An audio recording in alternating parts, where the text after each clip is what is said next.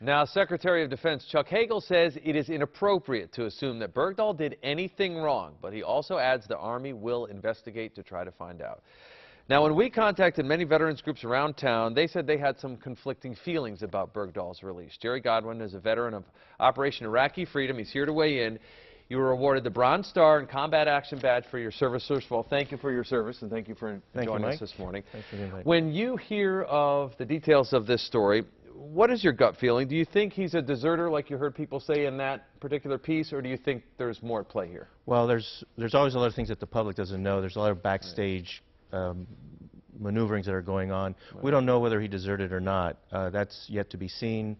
We're, in this country, a person is innocent till proven guilty. So there's many things that haven't been brought to light yet. Have you talked to any other service members, either ones you've served with or friends in the community, since we have such a big military community here? Just to a couple. We're puzzled as to, one, if there were negotiations going on, why, or there's plans for an exchange, why they didn't happen, say, 4 years, 11 months, and 29 days ago, or something like that.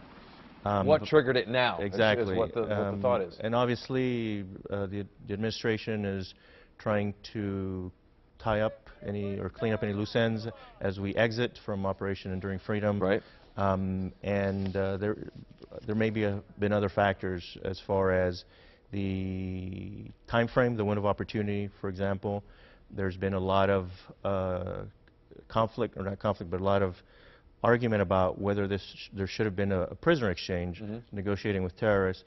The U.S. did a lot of prisoner exchanges during the Cold War. So it's not the first time we do this. East and West, right. Exactly. So, as I said, there's a lot of backstage things that we as a public don't always know. We can always, from having been in this type of situations, we can try to piece things together, but that's not always the case. Now, as far as Bergdahl, could combat stress have played a role here? Is that maybe why some reports say he wandered away from his post with no weapons or no things to even really navigate very right. much?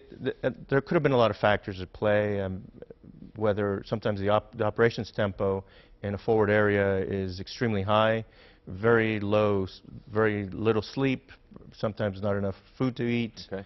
If you're in an extremely rural area, such as this appeared to be, those could be other factors as well.